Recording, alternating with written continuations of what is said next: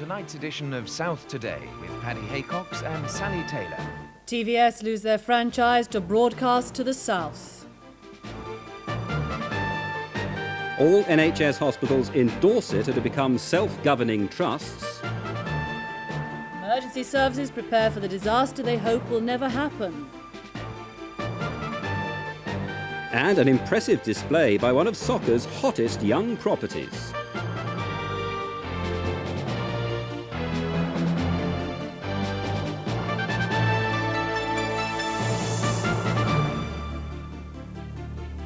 Good evening. You probably noticed we have something of a lighting problem here in the studio this evening, but we hope before long to get it sorted out. From the first day of 1993, commercial television in the South and the South East will be in new hands. TVS Television, who currently hold the franchise, have lost their licence, as have three other companies, Thames, TVAM and TSW in the West Country.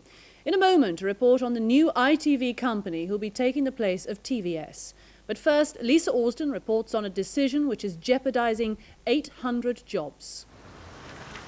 A wet and dismal Wednesday in Southampton, and it was going to get worse. As staff arrive at the TVS studios, they also know it's D-Day. In little over an hour, they'll learn if their employer is a winner or a loser. The mood is generally confident. What have you thought about what you will do if TVS lose? Will we lose? Who knows? I think they're just looking forward to, having the uncertainty put out of the way. Have you thought about what you'll do if TVS don't win? Yes. What? Go back and work for myself. Nervous. But I think that's been the same in every television company, in fairness.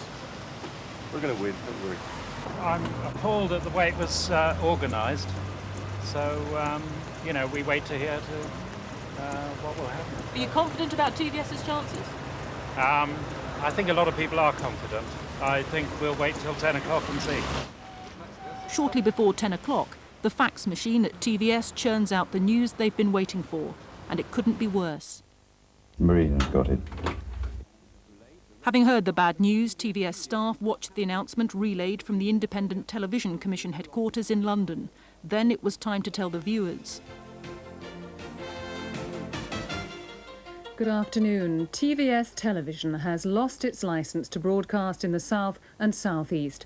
The Independent Television... TVS has been beaten by a company which offered substantially less than its own much publicised bid of £60 million. A system which favoured the highest bidder was highly criticised, and today it seemed to backfire on TVS, with confirmation from the ITC that it was worried the company would not be able to sustain its services due to the size of its bid. Outside the company gates, a provisional invitation to witness what TVS had hoped would be a champagne celebration had gone by the by, to be replaced by a written press release and precious little else. So What's the atmosphere like inside? Nothing to say. The press release quoted the TVS chairman, Rudolph Agnew, as being surprised and bitterly disappointed at the decision. He said they did not understand why the ITC had taken the view it had of the application and that they would be seeking further clarification. Their options included a possible request for a judicial review of the decision. It's not as such an appeal against the result of the ITC's decision.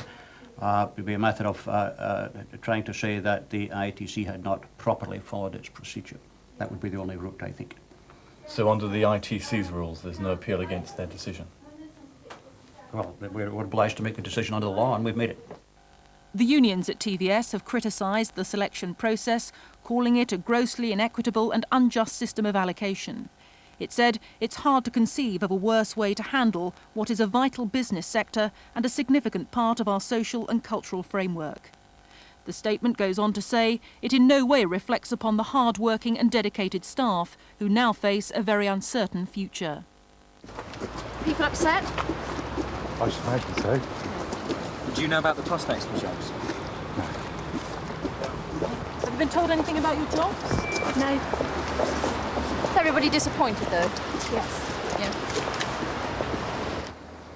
TVS has already shed 300 jobs. It was always going to lose another 200, even if it won the franchise battle. Now the future of all 800 staff in Southampton and Maidstone is uncertain. In the last half hour, TVS assured their viewers that they'd continue broadcasting until Meridian take up the franchise in 14 months. TVS shares ended the day 7 pence down at 21 pence. Well, today's news means the commercial television franchise for the south of England will be changing hands for the second time. In 1957, Southern Television was awarded the contract but lost it to TVS in 1980. The competition this time round was hotly contested, as Sean Killick reports. TVS had 3 rivals in the battle for the South of England franchise. The Independent Television Commission decided that one, CPV TV, or South of England Television, led by David Frost and Richard Branson, failed to meet the programme quality requirements and so didn't consider the £22 million bid. The company had bid for 3 ITV franchises in total, but failed to win any. Carlton Television put in the lowest bid for the South, £18 million, but they won't be disappointed. They also bid for and won the London weekday licence currently held by Thames. That left Meridian Broadcasting, and the ITC accepted their £36 million a year bid. From January the 1st, 1993, they'll broadcast from headquarters in either Fareham or Southampton. They're currently examining potential sites. Like TVS, Meridian will also have a regional centre at Maidstone, but they intend going one better with a 3rd regional centre at Newbury in Berkshire, with its own news and current affairs programmes. Meridian will also have 7 smaller studios at Brighton, Dover, Tunbridge Wells, Bournemouth, Salisbury, Reading and Basingstoke. The company is 61% owned by the Financial and Information Services Group, MAI, 20% by Central Television and 15% by independent producer Select TV. It's planning plenty of laughs, with programmes involving Robbie Coltrane, Tracy Ullman and Rowan Atkinson. Perhaps one of the reasons for the commitment to comedy can be found on the board of Meridian, which includes Michael Palin, star of Monty Python and Around the World in 80 Days. He's currently filming in Kenya, but hopes to make programmes for Meridian in the future. In the document, I think it's a sort of left that I would do some sort of travel programme, you know, Bournemouth to Bognor in 80 minutes or something like that. But it could be anything.